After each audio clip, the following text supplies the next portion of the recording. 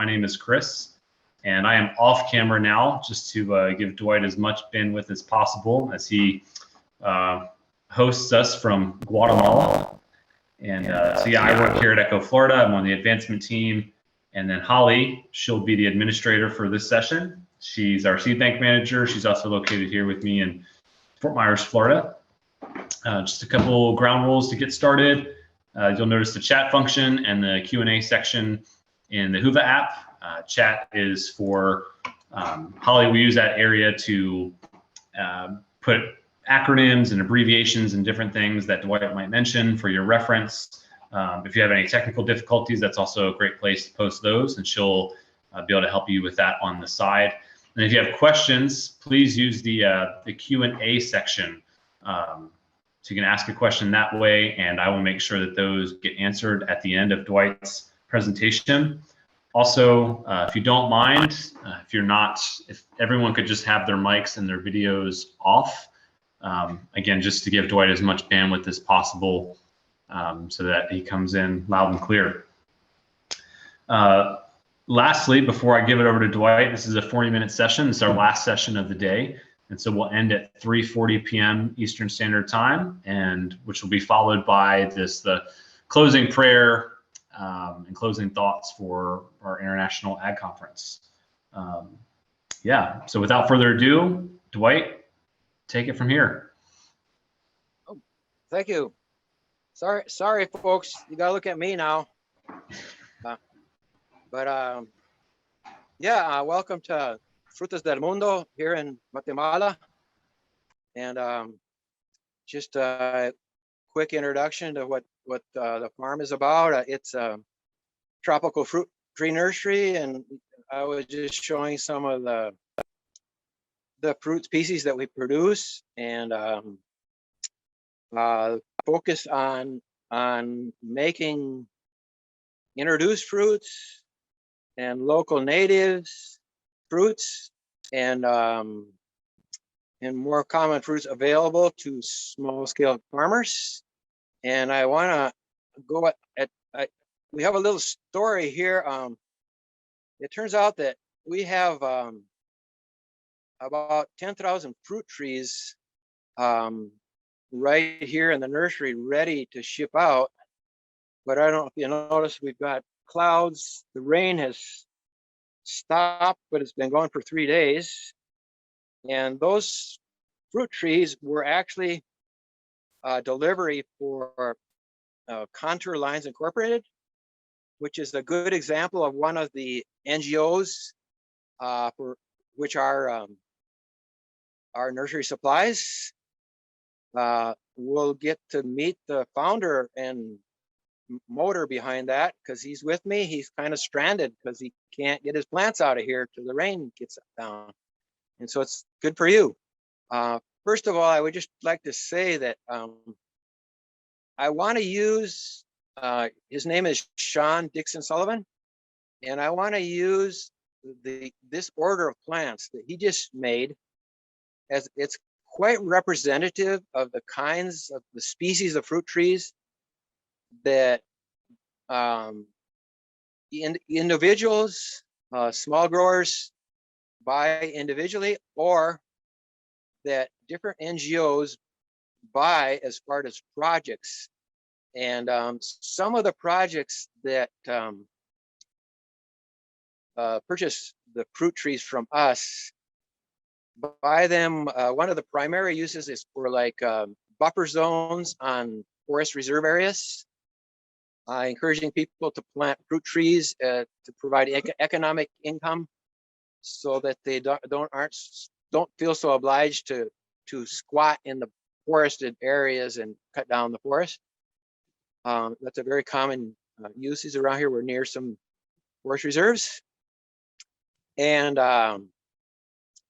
Sean's project is focused very much on somewhat that, but more soil conservation, soil building, syntropic management. And I'll let him explain about that in a little bit. I just want to say that besides selling to small scale growers and NGOs. We also sell to people who have commercial plantations. And a little bit down the road, I hope we have time to kind of compare the preferences and the factors that go into the decisions that are made by different groups of people, why they decide to invest in different. This over to Sean and let him introduce himself and his projects a little bit. All right. Hello, everybody. My name is Sean Dixon Sullivan. I'm the founder of Contour Lines. So just a quick nutshell, what we do is we incentivize the adoption of soil conservation systems in rural communities here around Guatemala, effectively transitioning their lands out of slash and burn or out of degraded pasture into agroforestry systems. So the incentives that we offer, we keep a minimum. It's training done by our local technicians, some tools, annual seeds, and most of all, it's the fruit trees, all provided here by Dwight, 25,000 to date. We've also planted about 100,000 legume trees, and we're working with just over 700 families across 50 communities around this country and growing. So a key concept of what we do is that, so we don't believe in charity for the poor. It's paternalism, it's degrading. So what we do is it's work grants with campesinos. So just to quickly explain the idea behind that is, so what we do is we sign an agreement, a strict agreement with each family, and we have an expansion model where they start with a small amount of trees, and only those who follow the agreement, which lays out the soil conservation methods that are required, like no using chemicals, mulching the fruit trees, planting on contour, and planting also legume trees in the same site. So for those that comply with that, each season their plantation expands. We give them from 10 trees at first to 50 to 100 to 150. With those that it basically weeds out those who, it cuts our losses basically, and it identifies those who are serious. So yeah, in that sense, it's been quite successful. We call it our community engagement model, which I can't take full credit for. A lot of it comes from the book. Highly recommended. You must read it if you're doing this kind of work. It's called 2 Ears of Corn by Roland Bunch. We've also learned a lot through our own mistakes, plenty of those, and also the feedback from our local technicians and the knowledge that's been passed on to us by people like Dwight, who've been here for a long time. So that's us in a nutshell. Contour Lines. You can check us out on Facebook, Contour Lines Agroforestry, or contourlines.org. And if you have any questions, if you're interested in adopting these models, you can feel free to reach out. And back to Dwight. Thanks, Sean. Okay, I think I'm going to try and well, maybe I'll grab a fruit here to let's see, rambutan. Yeah, Dwight, just to let you know, all of your documents are available. We've got the screen sharing up and running now, so I can pull those up if you'd like. If you could put that first one, let's try that first one on there now. See how it works. Let's see here. So the first one, I've got the factors which influence adaptation, fruit species list, and a picture. Actually, it's the other. I would like the other one first. But sorry, say that again. If you have it doesn't matter. The one, yeah. If you have it handy, put it on. Okay, I'm gonna share this one. Can everybody see my screen? Yeah, that's good. That's good. Okay. Okay. Great. Okay. Yeah. This is like this is, people can read that. I don't know if I'll take time to really go into detail on each of these. But this is just a list that I came up by observations. And what I really want to do is look at some specific examples of these factors and in this specific project with specific fruit species. I would comment on the very first one, that awareness of its existence and availability. With introduced fruit species, it's they're new. People have to know that they're there and they're available. And so part of what Sean actually does is he brings people from the communities to our nursery and farm, and they take a tour, and they sort of like the cornucopia that you saw of all those different fruit. They get to try them, and we talk a little bit about some of the potential that they have. And the next point is pretty important, and I think I'm going to come back to that one. The next 2 points, preference for family consumption and cultural predilection, that's going to fit really well into the story I want to tell.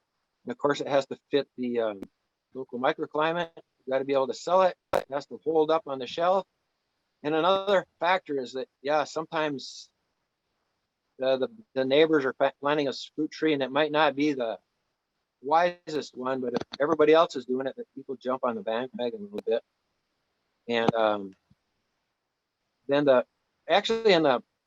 this name of my talk, it was talked about adoptability, and I'm kind of going between adoptability and adaptability. And so that first point kind of reiterates a little bit of above, and but I think I won't spend much time on the adaptability until we get to the specific example. And then the impacts we'll come back to later, hopefully, if we have time. But the fruit I want to focus on is one that I think has had a very direct nutritional addition to the families here. And of course, Sean pointed out to me that the people in the project we're going to look at, Sean has he didn't mention, but he has a marketing arm of his project, and these people are definitely planting fruit with the idea that they can hopefully market them. And I think I want to point out right now, and in case I don't have time to get back to it, that fruit trees often, very common, they need to substitute for other crops. And Sean mentioned about how the case of degraded pastures to agroforestry or slash and burn to a more sustainable contour management. His project includes interplanting like a food forest, but lots of people that buy specifically for their homes pretty much have little food forests around their homes, and a lot of times they'll add new fruit species to that. I do want to point out above that, especially in the case of some of the plantation purchases, we do have cases where people actually do cut down, maybe not virgin, but some old growth forests to put in fruit trees. And so, we have to recognize that impact. And especially with the global warming accords and everything like that, carbon credits are a bigger and bigger factor here. There are some NGOs that do buy fruit trees to provide for incentives for in order to get carbon credits for those. And I think I'll come back to that if we have time on the questions. And maybe if we could get the other document. Sure. Yep. So let's stop sharing this one here. Right. I'll could you lift that up, Sean, so they can while he's getting that, I'll let people start looking at this if I can. So I've shared my screen now, Dwight, and I've got your document that's got the species, common name, variety, and quantity. Super. This is like the master list of the plants that Sean asked for, based on what people asked to be able to plant. And is there a second page to it? Well, anyway, yes, it doesn't matter. Yes, there is. Yep, there's a key here. Black, widely available species. Red, species introduced through Frutos del Mundo. and green native and naturalized species made more available by propagation through Frutus del Mundo. Yeah, great. I actually changed the green to blue. Okay. And it's worth noting that there are probably about 30 other species that people have asked for, but they were all in small amounts. And I'll mention those a little bit, but just so that people get an idea that people have quite a choice. And I think maybe I think people can see that well. I did do a handwritten larger board that just pretty much summarized the top dozen choices. And what I in that top dozen, you can see that there's the top of the list in this case is cacao, and that makes complete sense with this ethnic group. This group are Kikchi speakers, and they some of those actually have surnames that are cacao. They go back to the Mayan tradition of planting cacao. The cacao is used traditionally in ceremonial uses, and also there's a growing market for specialty cacao, especially from people that are doing conservation and agroforestry with that cacao. So that's the most popular item. I think we can slip down and notice that if we add the limes with the oranges and the mandarins all together, the citrus are, if you add them all together, they're the most popular item. But all of those, including the avocados and the soursop, are pretty much either native or naturalized to the region, well known, recognized. And what I want to talk about is specifically why rambutan is second in the list, and why, of all things, dwarf umbrella is so popular when people have so many other options. And so maybe I think I'd like to, people saw the rambutan, maybe we could go back. I think that'll be, yeah, let's go back, and I want to show you some rambutan. I'm hoping everybody knows rambutan and has tried it. And got a little bit here. Here's the cacao. I think that shows up there. Cacao. There's a few other. This is a local cacao relative that we have together. And back here's some mamey zapotes. I hope they show up. Kind of hard for me to tell what people are seeing, but anyway, I want to focus on. If I can, I want to got this little plate here. I want to focus on. Yeah, if you could do that. If you could. Okay, Sean's going to help me so you can see that. Yeah, and if we look at the factors that we just listed there, it's has been a really decent commercial crop. It's been it tastes good. It's attractive. It adapts well to the area. Very popular for the local palate. Comparatively easy root tree to grow here. We have commercial varieties that adapt well here. And so it's pretty easy to understand why that would be a very popular fruit, and that people would like, especially because maybe it's they might not already have it in their little home gardens, and this is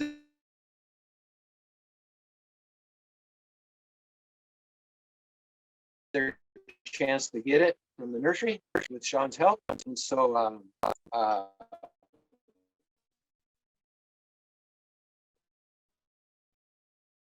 that's how I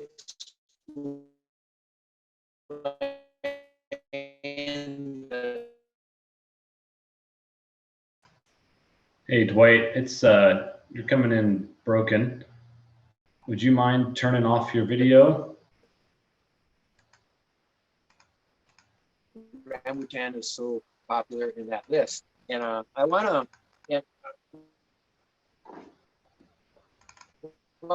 to quickly say that to this area, and because we saw those advantages, and I had a small scale grower. Okay, well, oops, I just. Yeah, Dwight, we can't see your video anymore. Did we lose him?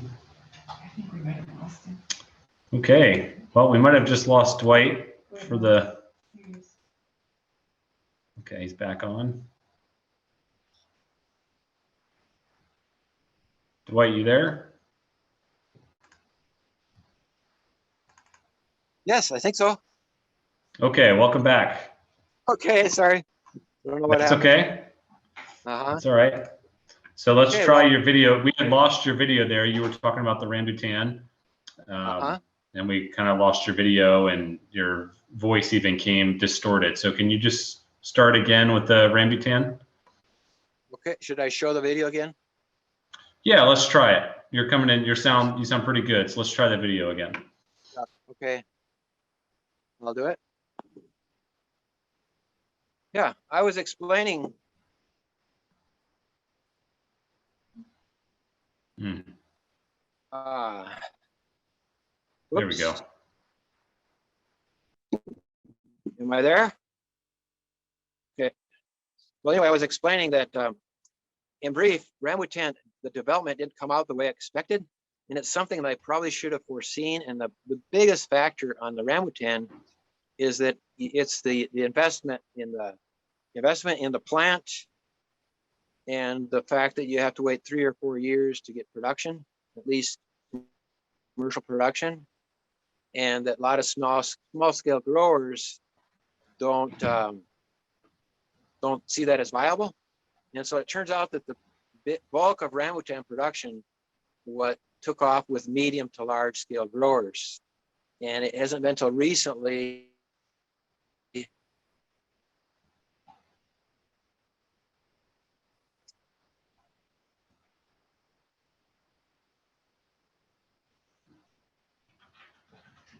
as the rambutan becomes better known and more popular, and such as in projects like this. The question I want to talk to about, we can try to put that photo on now. Yes. See how it works? Here I got one. You don't have it. This is about. So everyone should be able to see my screen.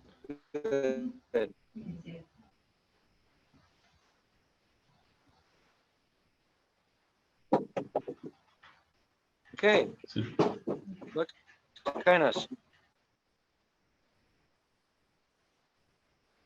Yeah.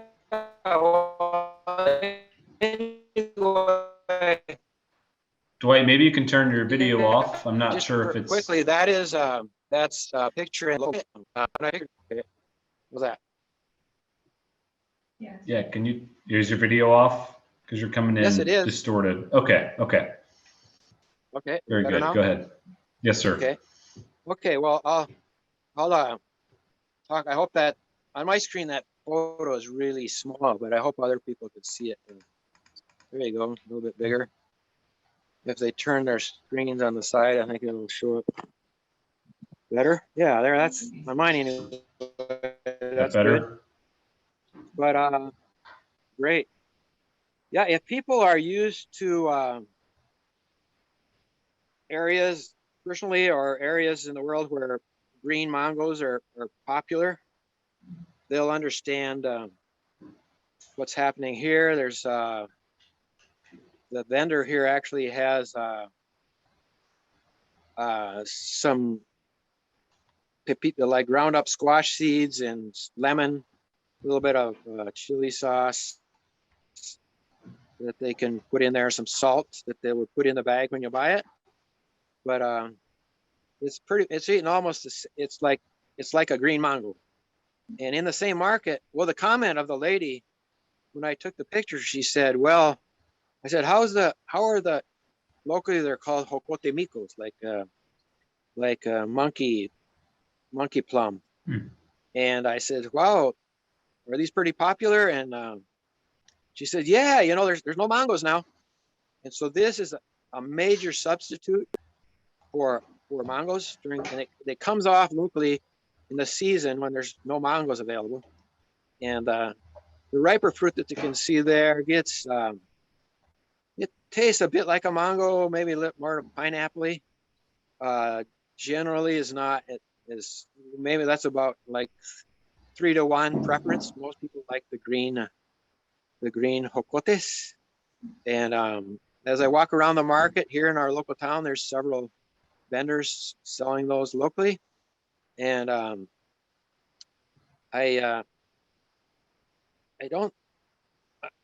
would like to, people might have noticed when I was panning the little basket of fruit that there were large ones in there and small ones. Well, at Echo, other places, the dwarf umbrella is a very common fruit, South Florida. It's I like to tell the story about how I brought it to Guatemala. Actually, I'd seen it in Florida, and I'd noticed that it wasn't really that popular. People were a bit ho-hum about it. We already had the large ones, which seemed like they were better for the market. And so I was at a nursery in Hawaii. Some people have heard of Frankie's nursery in Hawaii, and I was buying propagation material to bring to my farm. And he walked by a plant of the Dwarf Umbrella, was in maybe a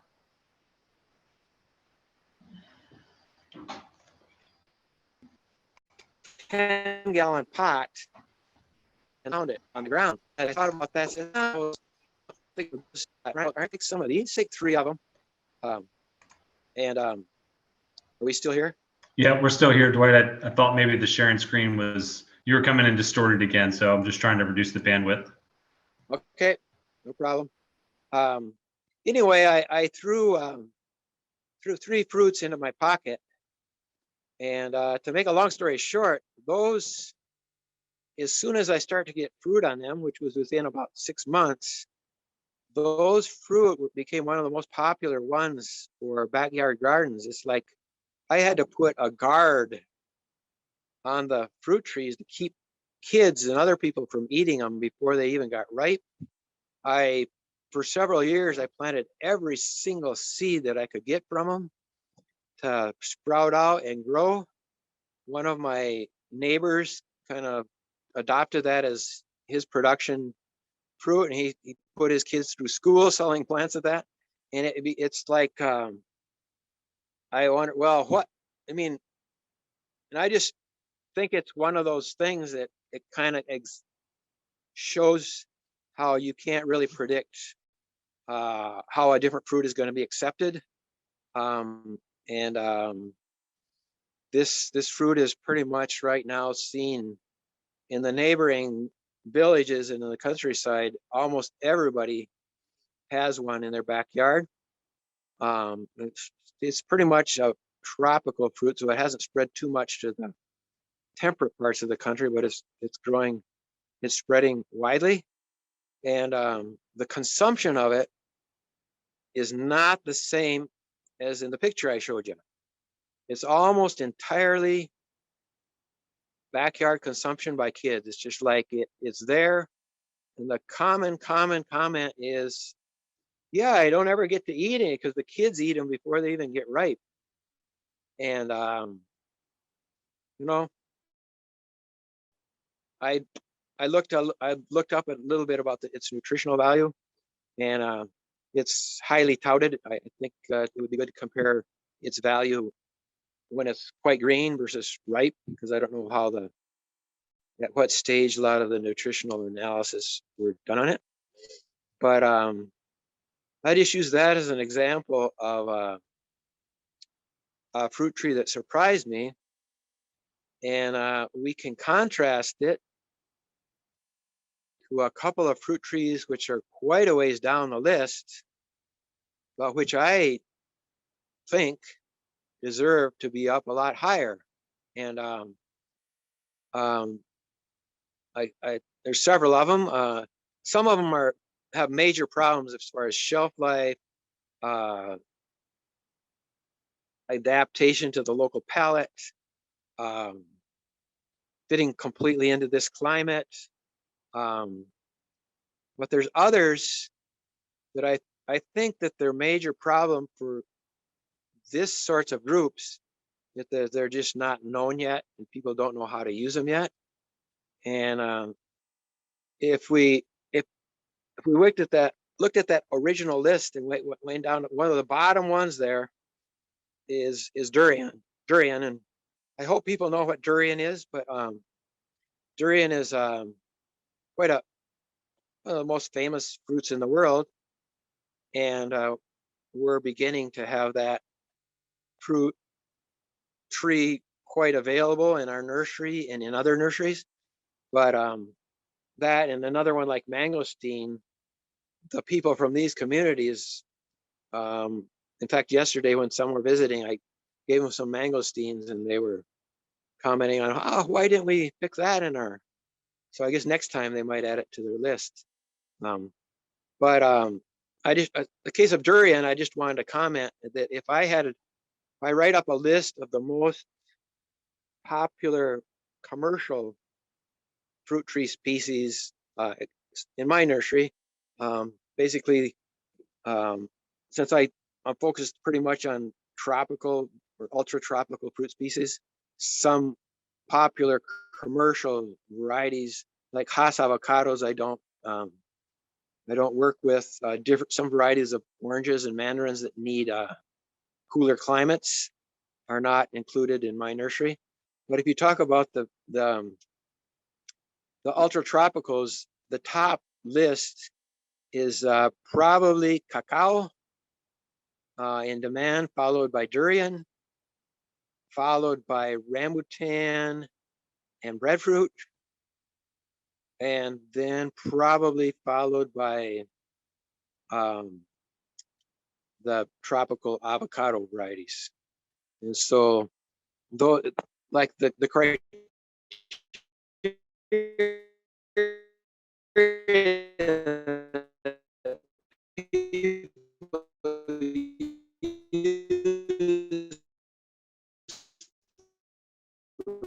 picking fruits to plant is focused on markets, most in the case of the plantations that buy these national markets, and to a lesser extent local demand.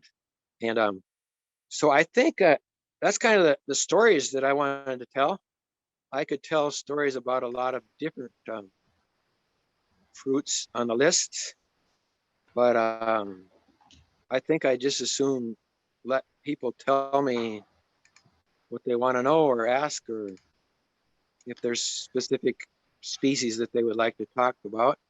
And maybe before we go to questions and comments, I would just comment that I was listening to Kathy's talk on gender and livestock projects, and somebody had asked a question about women in involvement in fruit tree projects, and I asked Sean to be on hand to talk about that if somebody's interested, or if you have more questions for him too, he's right here ready to help. Yeah, great. There's not currently any questions in the Q&A section. And so we've got about 5 minutes left. So Dwight, could you currently maybe just share a little bit more about the impact that some of these introduction to these species have had in terms of people's livelihood? Yeah, I have done no like really measuring would qualify for research. It's all pretty much observation. And I would say that beyond doubt, the biggest impact for me in this area has been with my closest neighbors, the people that work with me. Basically, my little farm, which is about 20 acres, and the surrounding community have become a little island of like a fruit forest island in the middle of a pasture. And there's rubber plantations nearby, and there's some pineapple plantations. But the impact that I really see and that's most gratifying for me is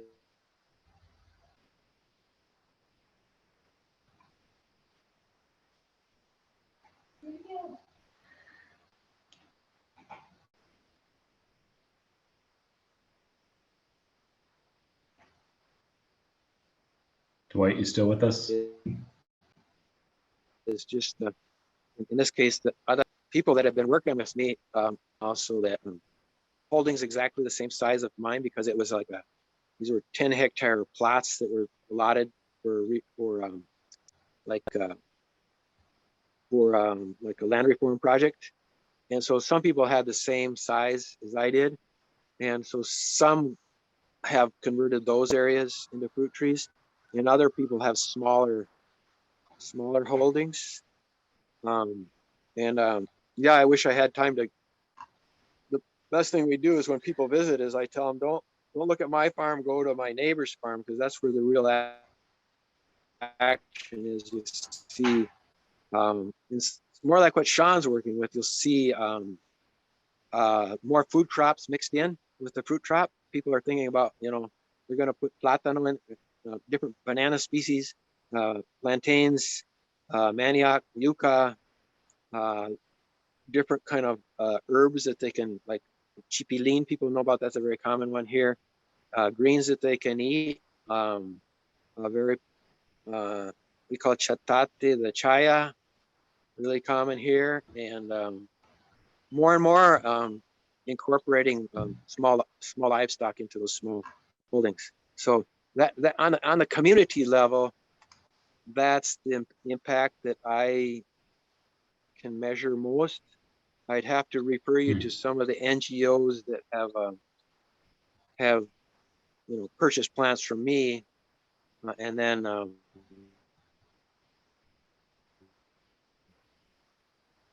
some of the, like Rainforest Alliance buys plants, but I don't have data on that. And there's been impact on the commercial level as far as like people start talking about production, jobs created, but I'm not. That's not so interesting to me. Right. Okay, well, we've got a couple minutes left. So let's see, let's try to answer, and there's a few questions posted for you, Dwight. If you could just briefly say what your climate is there and your average annual rainfall, that's something Brian Beachy would like to know. We are pretty much tropical rainforest. It's been cut over. We have a fairly well distributed 2,000 millimeters, or like what's that? 80 to 90 inches of rain a year. A lot of the areas that we send plants to have like maybe up to 120 or 150 inches of rain. So it's just warm, very tropical. Okay. And then Jesse Mitchell asks, how do you get people to look after young fruit trees? How do you get people to look after their own fruit trees? Yeah, after young fruit trees. I didn't catch the which type of fruit trees? Young. Oh, young fruit trees. Well, the best way that I found for people to take care of them is if they have to pay for them. you know, if they want them bad enough to buy them, one way or the other, they take care of them pretty well. And if they have troubles, they come back and talk to me. The second factor are some of the incentives. Sean mentioned this incentive project that he works, but from what I've observed, there's since they're incorporated into the fruit trees come to them sort of as a prize for planting other species, and they tend to put a premium on the fruit trees. And in this region and in this culture anyway, people, it's not a big problem here. Great. Well, we are out of time. I will say that Martin Michael J wants to come visit you and to eat lots of your different fruits. So Martin and Dwight, you guys can figure that out. But Dwight, thank you so much. Thank you so much for sharing. You bet. Yeah, this has been great. And if you have, again, keep the conversation going. There's a community board dedicated for this topic. You can post questions on there. You keep the conversation going. It will be open for a while after the conference. So I encourage you to do that. But otherwise, Dwight, thank you so much. We'll move on next to our closing comments and our closing prayer for this year's conference. Thank you. Thank you for your patience. Yeah, thank you, Dwight. Take care, everybody.